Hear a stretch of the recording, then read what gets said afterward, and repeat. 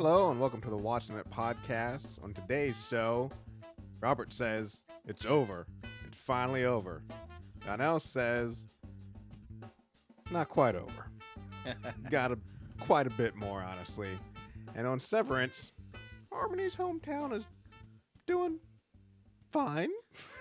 No, No. it's not. I'm your host, Donnell, and with me is co-host Robert. If you're joining us for the first time, this is just a little show we like to do where we talk about TV shows and movies, kind of dive into them, give our thoughts and review on them, and also talk a little bit sometimes about news and what we've been watching. Robert, Severance. Well, let's talk about something else first. Oh, something else. The Oscars. Ah. They're done. Yeah. Honora won. I'm not unhappy with that. Yeah. I would have preferred the Brutalist. Okay, yeah. But at least it wasn't the Dune Part 2. yes. No, I actually like that Honora won quite a bit. I just feel like it's not your, your usual winner at the Oscars. Yeah. Which is something I mean, like it's a good seeing. movie. But No, it's a good movie. But what I'm saying is like that's the thing is a lot of times at the Oscars, it's like they're like I've joked many times. There seems to be a formulaic sort of thing that these are the kind of movies that win, and I feel like this is kind of a step in the direction. Like maybe we'll start seeing a wider variety. I mean, it's going to be slow and gradual. Don't get me wrong, but with just the nominations we had this year and then Honora winning, I'm like maybe we're going to start seeing a wider variety and a better representation of the movies that are coming out each year. That's my hope. Maybe I'm wrong, and it's just because it was a slow year that Honora won. Who knows? Adrian Brody winning for The Brutalist, not surprised. I could have seen Ralph Fiennes getting that. I could have seen Timothy Chalamet getting that. Would have been just fine with that. Mikey Madison winning for Best Actress for Honora was unexpected. Yeah. No. I mean, no offense to her, but no, I think I could have seen some of the other what's her face. I still think Carla Sofia Gascon. Yeah. As much controversy as there was around that. Yeah. Still, I think that she really put on a show for sure. Carrie Culkin in A Real Pain. I don't know what A Real Pain is. I didn't see that movie. I don't know who Carrie Culkin is. Don't remember that. But it's fine. It's fine. Zoe Saldana for Best Supporting Actress. Okay. Fine as well. Yeah. I mean, I don't know who else would have won, but yeah. Yep. Of course, as I called it, that The Brutalist won Best Score. Nice. I said that in the show when we did our pre-Oscar special. Yep. Still worth listening to. Yep. Listen to what we have to say about all the movies. But yeah, all but one. Still haven't seen it. Nope. I mean, I think I probably will. I just gotta, figure out how. Dune 2 did win for Best Sound, and I'm fine with that. Yeah. Did we see what got Best Visual Effects with that Dune? I feel like it could be Dune 2. Best Cinematography was The Brutalist, which was pretty good. Okay. Best Makeup and Hairstyle, The Substance. Sounds right to me. Yeah, I was about to say. I mean, Wicked, I could have seen that going to Wicked. Wicked did win Best Costume Design. Best Film Editing was Honora as well, which I thought was interesting. Okay. I mean, it was up against The Brutalist, Conclave, Emilia Perez, and Wicked. I mean, I guess there really wasn't a lot of standouts there. Yeah. Best visual effects was the Dune. That's what I was thinking. I was like, I feel like Dune had to take home Best Visual Effects. I mean, what are you gonna do? Yeah. It's fine.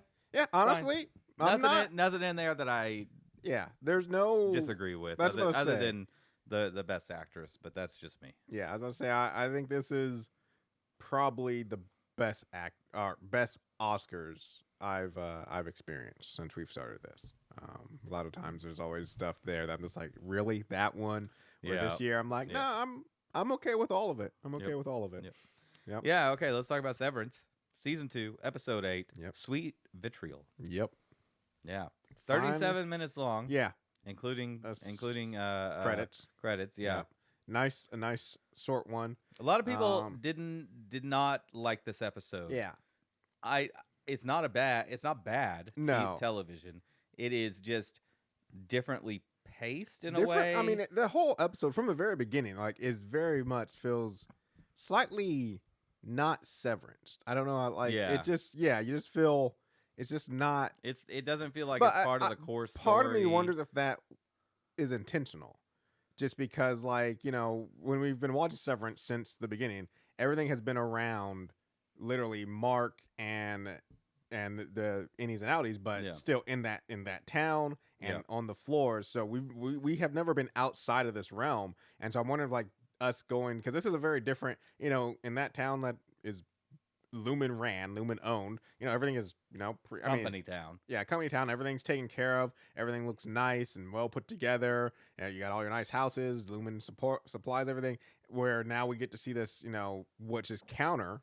Lumon is kind of painted as, like, while there are people who have suspects about it, it's painted as like this great company. Yeah. And now we're kind of seeing the dark, shady side. So I kind of wonder if intentionally they kind of set this episode up to not feel like the rest of it, because it's like, oh, this is something we haven't been showing in Severance. Yeah, the outside world. Yeah. Exactly. I mean, it was outside also kind of like we've been crescendoing into something, and like last episode was crazy, and then it's just kind of like we hit a brick wall. Let's slow down, and then next episode is going to be the last episode, second to last episode. Okay. Oh, 2 more. Yeah, we got 2 more. We're not quite there yet, but yeah, it's it definitely like an abrupt change. Of pace for sure. So it starts out. I mean, it's this episode is very atmospheric. Starts out with oceans. Yep. Very cold like lands. We said, car driving on a windy road. I was like, is this a Lexus commercial? It wasn't the right lighting for that. Yeah. But, so she's gone to Salt's Neck, which previously we'd seen her driving. Yep. Towards Salt's Neck. I don't remember how far away she was. A couple of 100 miles. Yeah.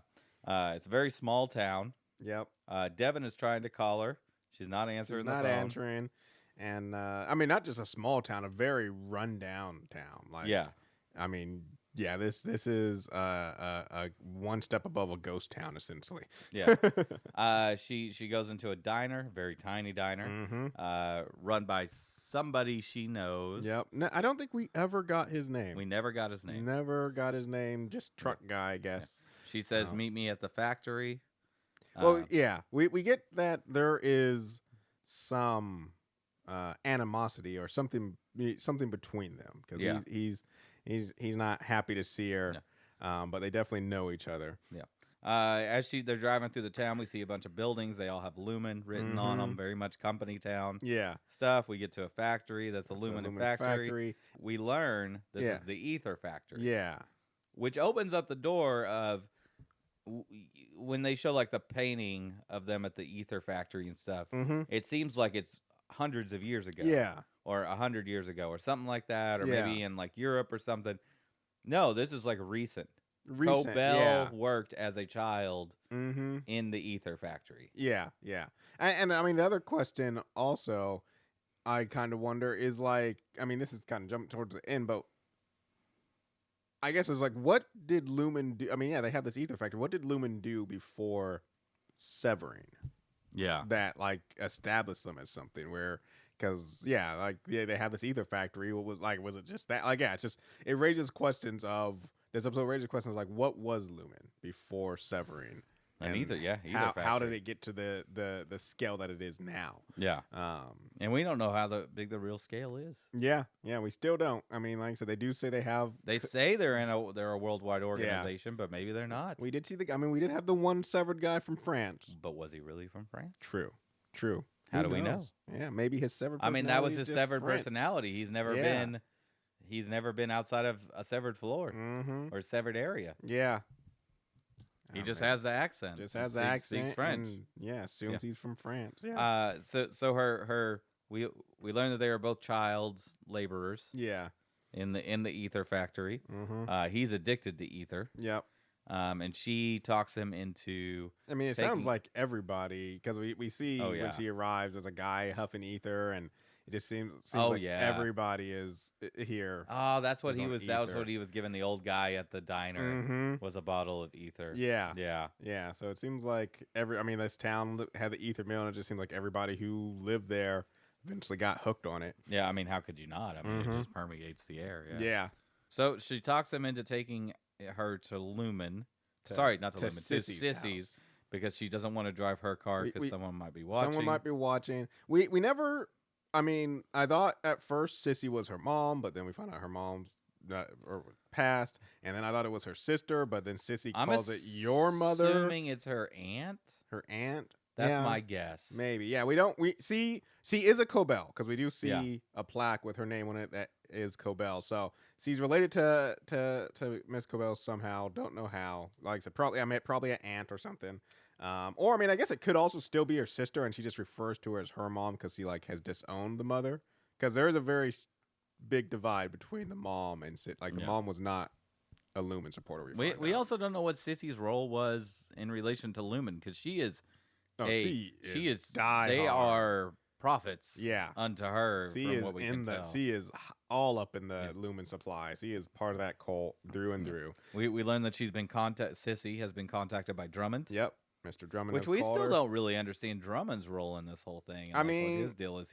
Is he an Egan? Is he? I feel one like of the Drummond child laborers. Like what the? I don't know. Yeah, we don't know fully what his role is, but I definitely feel like Drummond. I feel like Drummond probably before we started seeing him. I think Drummond was probably the boss of what was the guy from the first season, the enforcer guy?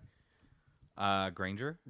Yeah. Like I feel like he was probably Granger, and that's why he's kind of filling in that role. Is like, okay, well, Granger's gone, so now he has to step in. But I because Drummond definitely sees higher up in the company than Granger was. Oh yeah. But he's doing a lot of the roles that Granger did back in the day, and so I feel like Drummond is like Granger's boss. I think Drummond's like a VP. Yeah. Or maybe C-suite level for sure. Yeah. Yeah. I mean, this is a hard episode to cover because it's like a lot happens, but very slowly. Yeah. And not a lot of detail that really needs to be gotten into.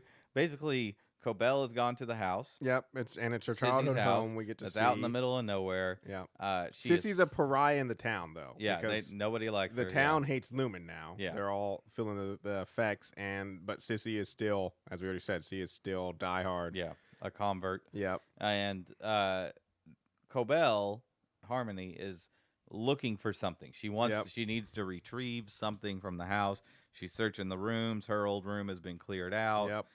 The mom's room is locked. She has interestingly thing Sissy says about it is because he goes and asks her like, "I need to get in the room." And she's like, "That room must remain locked until all those who knew her return to Kier." And so it sounds like she's like, that room stays locked until like basically me and you are dead. Yeah. And like I wonder if that's like intentionally, or if she's just saying like she doesn't want anyone in there, or if she's like saying like they won't open that room until both of them. I just thought it was a weird way of saying it. Yeah. Yeah. I mean, the way she talks entirely is very Lumon-esque. Mm-hmm. She eventually does she goes into Sissy's room. There's a lot of like little things to nitpick here for. The one thing that really stood out to me was like there are paper mache versions of the four heads of the people from the waffle party, and I'm like, I want to know more about that. Like, what are those? The jester and the horse head and all that. Like, what do those got to do? What with do those have to do with this whole thing? Yeah. But yeah, she finds the key.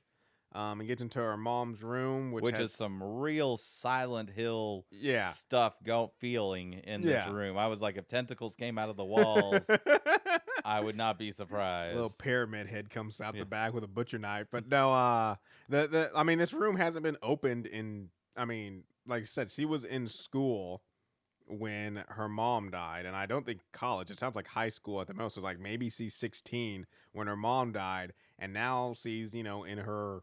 What you want to say, late 50s, 60s?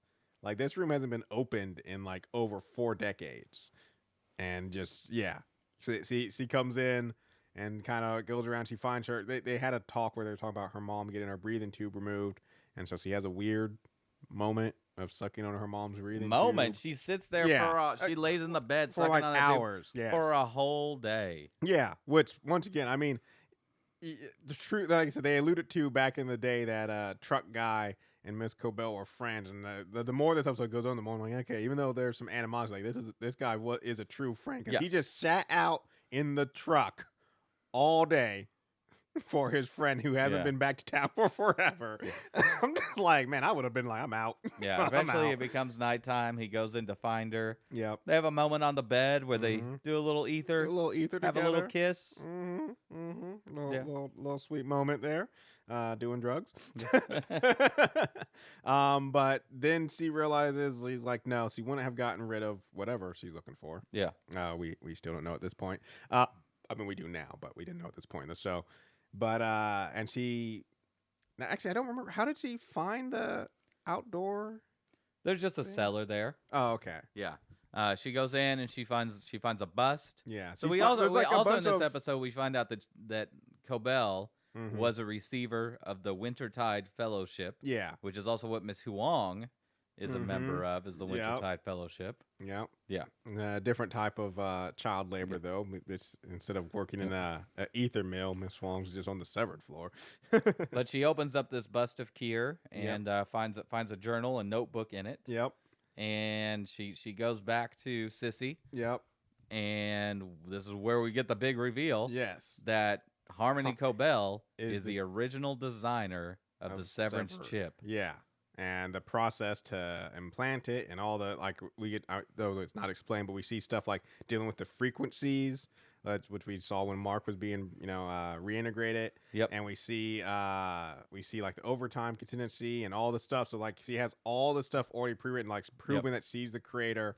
And Lumon's just been basically lying, saying that James Egan created it.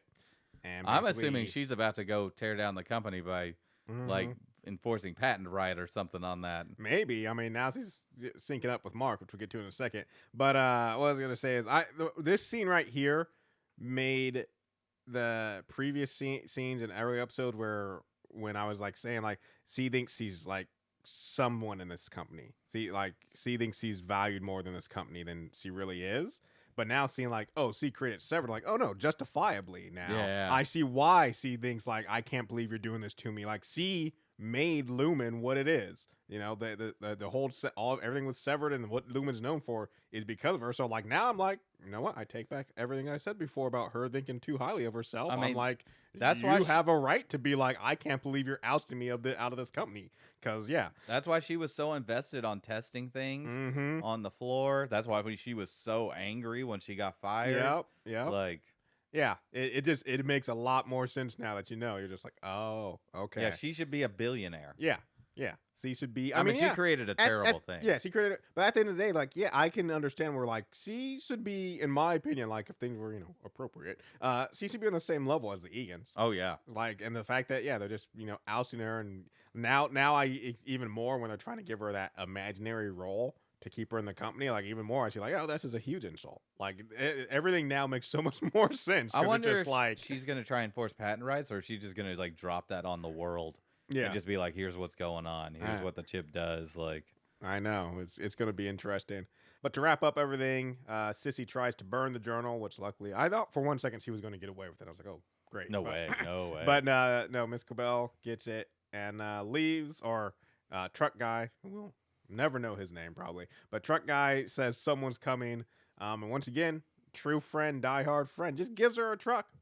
He's like, here you go, take the truck. Yeah, I thought that was very weird. I'm just like, all right, well, like I said, I guess, he just stuck out there in the cold, right waiting for the cavalry. There's somebody coming. Yeah. There's a cavalry to come in. I love when he's like, come tame these woes, or tame these.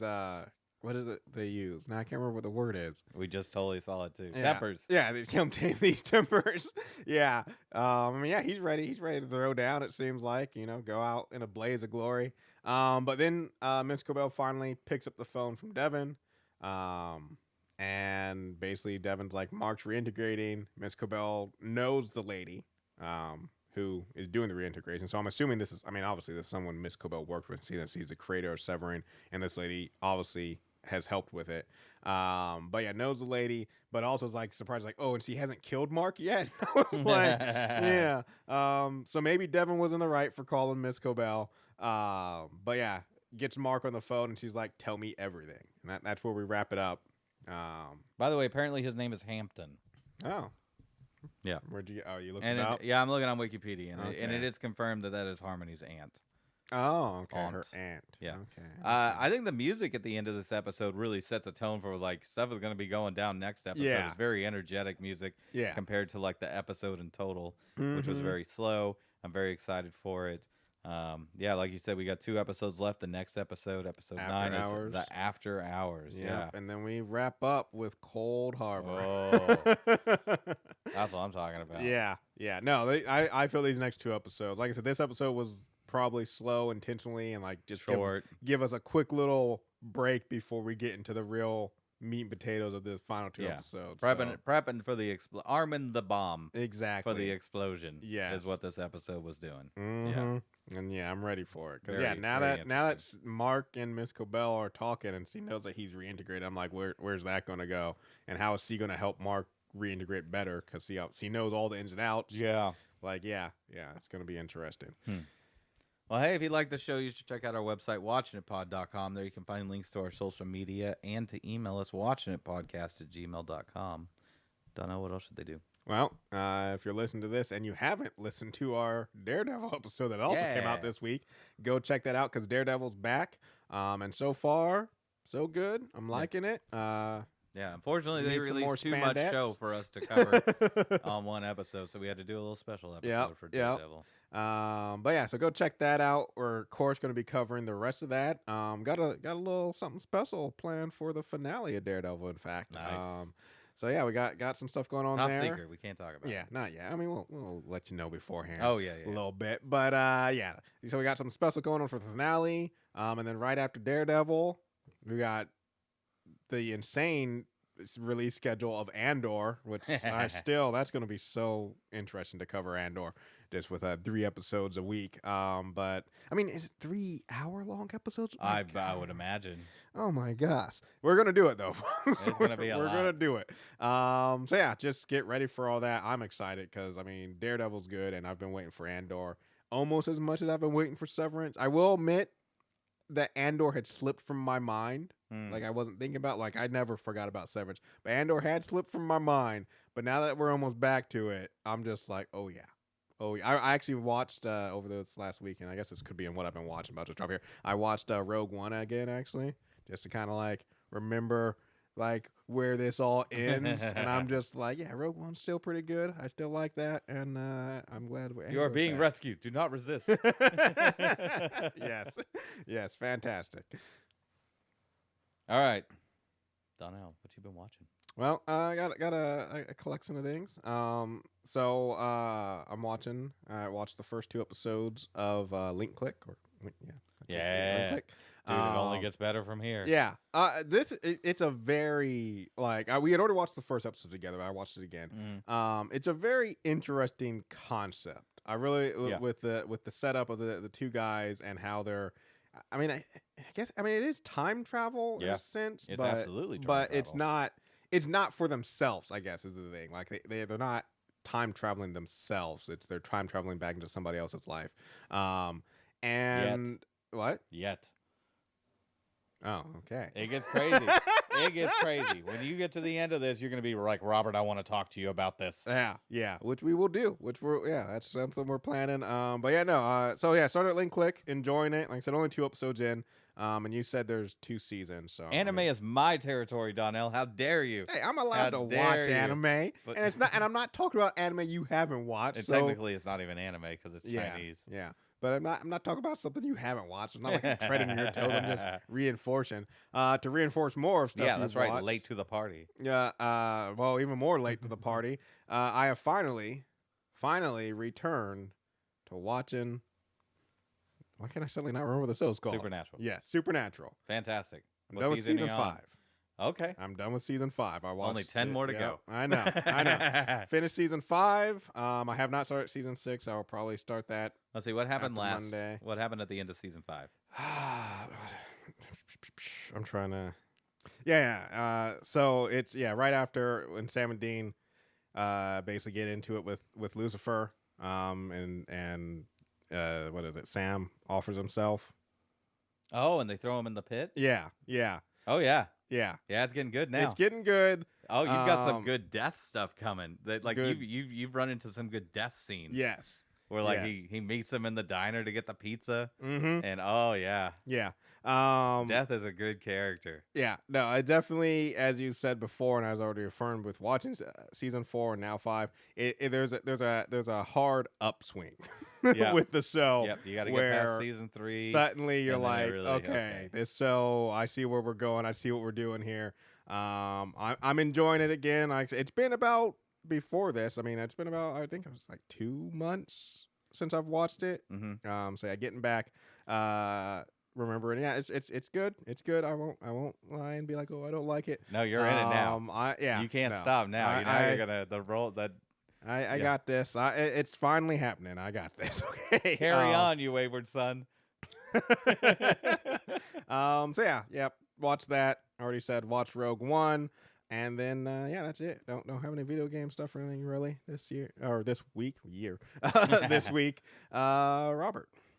I haven't got much. Okay. There's a bunch of animes I'm watching, but they aren't done. I'm kind of just in a holding pattern there. I did watch one this week called The Eighth Son. Are you kidding me? It's not very good. It was something that was suggested to me in a Reddit thread. It's about it's not even like it is an isekai, but he gets born into the eighth son position of a really poor, dirt poor, like eating water for dinner. Yeah. Like noble family, but it turns out he has magic power. What you think is going to be an action packed like anime turns into like a weird political thing, like about like nobility and the king and taking over territory and in-squabbling between inheritances and stuff. It's not bad. It's just not great. Yeah, not worth talking about too much. Okay. I'm watching Invincible. Obviously, it's a really good season. Oh, yeah. I'm watching Harley Quinn. It's been a mediocre season, but it's really starting to pick up, and it's almost done. Yeah. They've done a really good job with Brainiac, which they brought into this season. Very interesting. I have not been watching this season. I need to get caught up on Harley Quinn. So they moved from Gotham to Metropolis, which is an interesting juxtaposition and all that stuff. Any Superman sightings? A little bit. Okay. Not a whole lot, though. Yeah. Batman's in it a lot, though, for it being in Batman Metropolis. just can't let him go. That's right. There's a bunch of watching Reacher, which is a good season, just as good as the previous seasons, or bad as the previous seasons, depending on how you want to go. 2 days ago, I started a trek. You started a trek. The Blacklist. Oh, that's a trek. 10 seasons. Is it still going? I think it's done. No. Blacklist is done. It is done. So I have tried to start it, I want to say 5 times. Okay. And I've never been able to get more than halfway through the first episode, which is a pilot. Yeah. Before I'm just like, this is not good. This is not it. The YouTube shorts have got me, Donnell. Just in general, the YouTube shorts. Yeah. I'm in. Like I will find a YouTube short and then I will just keep never before whatever the algorithm is they've got for YouTube shorts. Yeah. Like Instagram ain't got me. No. Never been a TikTok person. Me either. But I see me in a YouTube short. I will just scroll for like 30 minutes, just like, what's the next one? What's the next one? I hate so much that I have also fallen to the YouTube shorts. I hate it. Because just like, I've always been like when people are like, actually, friend of the podcast, Mike, he big into TikTok, and I was making fun of him for it, but like, you can't really make fun of, it's not the popular one. It was like, it's the same thing. It's the same thing. Yeah. But I kept seeing in their little scenes of the Blacklist. Yeah. And I was like, oh, this looks that I am enjoying this scene. Perhaps I should see more scenes. It's like after like 20 of those scenes, I'm like, okay. All right. So this time I forced myself through the pilot. Yeah. I'm on season 2 now. Okay. I started 3 days ago. I'm like 10 seasons. Okay, Robert, strap in. Yeah, Robert, strap in. I'm watching the Blacklist. All right. Nice. All the way through. I'm like, yeah, whatever. But this past week, I finished it, Donnell. You finished it. I finished Archer. You're still on season 5 of Supernatural. Hey, we are different breed of people, Robert. Okay. I started Archer when you were on season 3 of Supernatural. Yes. And finished all 14 seasons We're of different. Archer. Also, Archer's only 30 minutes long. This is true. And also has less episodes in most of their seasons. This is possibly true. Supernatural banging out 24-hour episodes. Come on. Let's see. When does the coma start? Season 10? No, season 8. 10. I think it's 9. Because there's 4 seasons of Coma. Yeah. So I'm going to say season 8. Okay, it goes maybe, yeah. Wait, it goes 14 seasons. So I would put it at 8, 9, 10, 11, 12. Yeah. And then there's 2 more seasons. Obviously, the Coma episodes are bad. Yeah. They're not unwatchable. Some of them are. It's rough, but there's moments. There's in every Coma season, there are moments where you're like, okay, this is kind of good. It's not the worst. Yeah. And they don't really quite capture the magic again after. It's better. Yeah, they don't get back to what it was. Yeah. But it improves vastly still. Yeah, it's much better. And it ended fine. Yep. I like the way it ended, honestly. But I feel like it never got as crazy as it should have, because it was getting pretty crazy up towards the Coma. Yeah. With like bringing in all the robots and like Pam was getting wild. Yeah. And, like Krieger was doing his Krieger thing. was, like, yes. And then like, they come back after the Coma seasons, and everybody's there's like mellowed out quite a bit. Like in the second or third episode, there's like a scene where they're like doing like, I don't remember what the name of the movie is, where they like shrink everybody down and go inside the body. Yeah. Or like Fantastic Journey or something like that. And at the end of that, like Krieger's like best friend scientist guy dies, and his best friend's like, just promise me that you're gonna go wild, that you're gonna do the crazy assignment. I'm like, yes, Krieger, yes, let's get crazy. We need to bring the crazy back, and we really need to just like, I need this to get to season 14 crescendo into insanity. Yeah, I need them to be stuck in the Matrix or something. Like, I need it to be real, and it never got there. No. Krieger, I felt like, was criminally underused. His anime girlfriend just disappeared basically from the thing, and they were building up like a whole storyline with her where she was getting like super angry and giving evil like looks at like everybody, and I was like, oh, she's gonna be like killer robot or something. Like she's gonna infect the world, or like, scorned woman who never got married. Like it's gonna, but they just completely sidelined a lot of that stuff. It just didn't get back there. No. It didn't get back to pre-Coma levels. It never and take it further. Recaptures after the Comas. The Comas did a lot of damage to the show. Or not Comas. Yeah. There's only one Coma, but the last season is a pretty good season. It ends on a high note. When you get to season 15 of Supernatural, you're gonna be like, okay, is it over yet? Like you're like, yeah. By season 15, you're so engrossed in like the map. I can't think of what the word is when it's just like the template of it all. Yeah, the working story, and you're just like, okay, I know where this ends. Can we just get there? Yeah, like I know where this is going. I've known for 2 seasons. Like we just need to just do the thing. Yeah, and then like you get to the last episode and the thing happens. You're like, yeah, I knew this is what was gonna happen. All right. Like 2 seasons ago. I just needed to see it. We just needed to get there. Yeah. And then you feel empty because it's over. And you're not selling this to me to finish again, Robert. No, you feel empty because you've like, it's gone. It's a big piece that has been is no longer there being filled, like Star Trek. Yeah. When you finish a season, when you finish a Star Trek show, you're just like, okay, it's over. Yeah. It's now I don't. And it's like, oh, there's another Star Trek series I can dump into the void, and then there's another, but eventually there's not another, and you're just like, you hit that. You're eventually. Like, damn, what do I do now?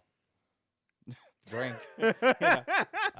So anyway, thank you for making me watch it, Donnell. It was a great watch, and I'm glad I saw it. And if you had never pushed me or talked about it so much, I would have never watched it. And I encourage any listeners. You don't have to be into cartoons. Yeah. It is really good, but there are, like you said, there are some slow parts. Yeah, and about a little over halfway mid through the series. Yeah, that get a little weird and slow and annoying. Hits and so when we talk about the Coma episodes, literally the main character Archer goes into a coma. Yes. And each season is a different coma dream that he's having. Yes. With all the characters. Yes. In different scenarios. Like they're on an island, they're in Casablanca, they're on a spaceship. Yeah. Like it's wild stuff. It's just super not great. well written or not. Yeah, The magic isn't there. Yeah. I mean, I think honestly, what made the show great and why both the pre and post coma stuff hits better, even though the post coma stuff is, don't get me wrong, it's not a realistic show. Yeah. But it's based like in a realistic environment of like, I mean, it is a spy related, and I just feel like the coma episodes are just so outlandish and stuff where it doesn't feel the same. I don't know, that may be just my opinion, but yeah. But no, I'm glad you enjoyed it because it was always one of the things I've always talked it up. I'm like, man, Robert's gonna watch it one day, and he's gonna be like, this is garbage. So I'm glad you liked it. Now I'm filling that void with the blacklist.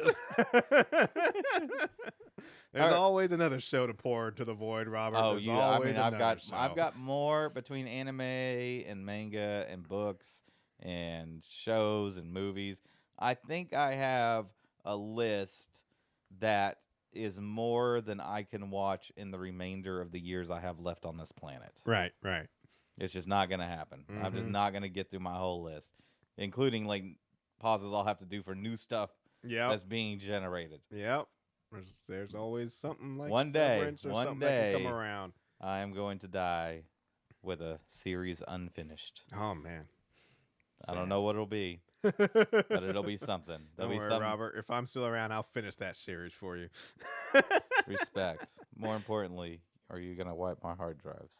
Yes, of course. That is what any true friend does. Is when you pass. Like, I still love that scene from Reincarnated as a Slime, where he's like dying on the pavement after being stabbed, and his best friend's there, and he's like, delete my hard drive. He's like, destroy my hard drive. And then there's like a couple of scenes. There's a scene like a couple episodes later where the friend is putting his computer in the bathtub and doing a salute. I'm like, that's a bro.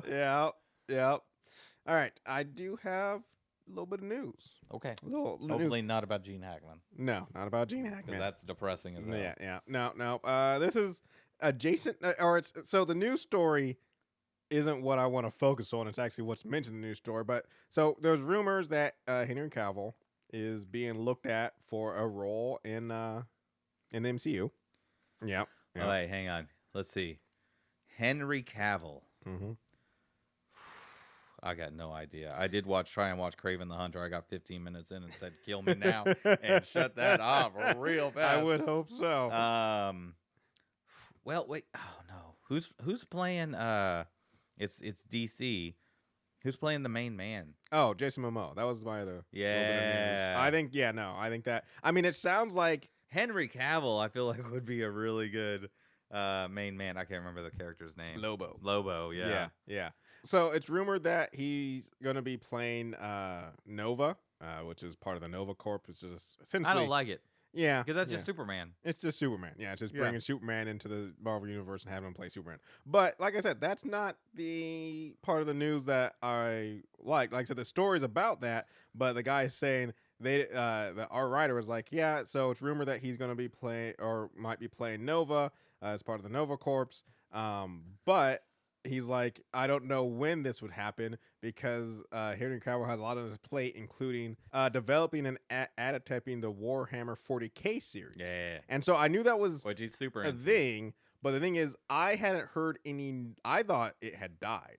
Like, I hadn't heard anything about it, and I hadn't heard Henry Cavill really talking about it. So I thought, like, it was something that Amazon had moved on from. But the fact that this guy who's talking about it is bringing it up again, and I got me excited because even though, like I said, it may not have anything to do with it, after that Warhammer sort in, I can't remember what the series called. Secret Level. Yes, Secret Level. Yeah. After it was so good. I mean, I remember when I saw that, I immediately came out and said, like, I'm gonna need a 3-part trilogy or like a 3-season. Like show, like HD, like Apple TV Plus show, like maybe like I said, because Henry Cavill is a huge fan of Warhammer 40K. Yeah. Maybe that's what we'll get. I'm not sure if it's. I'm not sure if they're planning to do live action or animate it. I mean, I guess they did a live action because I'm about to say that might be hard to do, but they did a live action Halo. So if you can do live action Halo, you can do live action Warhammer. But yeah. So. that was, like I said, it was that story about him being in the MCU. I was like, I'm not even really focused on that. I'm focused on the part that Warhammer is still coming. It's still a thing. It's still something that's being worked on. I'm excited about that. And my other bit of news is what you already brought up, but Jason Momoa is signed on to be Lobo in DCU, and I like that. I like the casting, and I think Lobo's going to be a fun character. I think but Jason Momoa. I think he's got the look. I think he can do it. He's got the look, but I don't know if he has that attitude. Unless they're just going to do something completely different with it. I mean, they gotta. Because Lobo's a very 80s, 90s character. Yeah. I mean, like it almost seems like you gotta update him.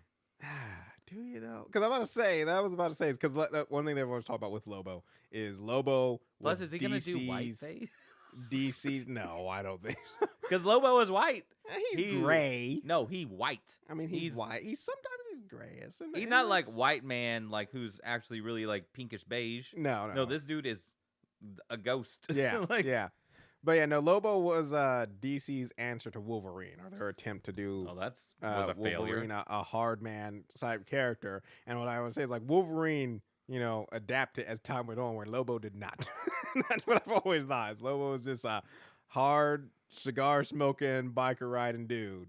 But yeah, I've always liked Lobo. I mean, the first time I ever saw him was actually in the Superman animated cartoon back in the day, and of course that was a toned down version of him. But ever since then, I was like, I like this guy. But yeah, anyway, that's all I got for news. That's it. All right, quick stuff. Well, if you like this show, you should check out our website, watchinpod.com. Find links to our social media and to email us, watchinitpodcast@gmail.com. Join us next week. Severance. And Daredevil. Both together. Yeah. We're going to have to, when we get to the finale, though, I think we might have to do another double episode. Oh, yeah. Yes. But anyways, yeah, like Robert said, join us next week. We're going to be having Severance and Daredevil. If you would like to be a guest, check out our website. We have our guest intake form where we can review and see if we can work you in here. And if you have any ideas or things for us to review, or just want to talk about stuff, send us an email. And as always, give us any rating reviews, 5 stars. Thanks so much for listening. Bye.